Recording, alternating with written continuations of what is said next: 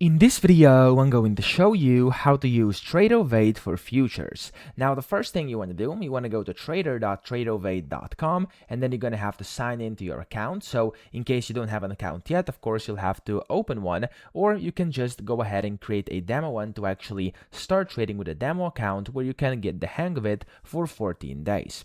Now, after you've done that, after you're on here on the Tradovate trading platform, to actually use this for futures to start trading, you can just go ahead and click on the plus icon top left to add in a module. And what I would recommend is you actually drag and drop this orders module up here, which will basically always show you the orders. As you can see here, I already do have it down here, so I'm not going to duplicate it, but here are my orders essentially.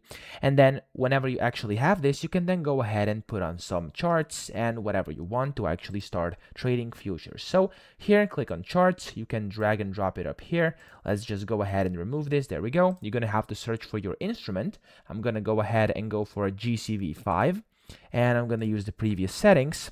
And in here, you can now see basically there's the chart. You can do some technical analysis. You can look at the chart if you want to.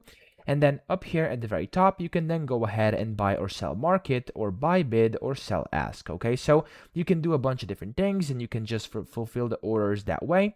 And this is pretty much how to use Tradovate for futures. Now, if you would like kind of a more advanced trading panel, you can click on this trading panel top left, go to the advanced option, and here you can set a bunch of different things for a bunch of different instruments available over here on Tradovate. Okay, so that's pretty much it. I hope this video helped you out. If it did, please subscribe to the channel and help me out as well.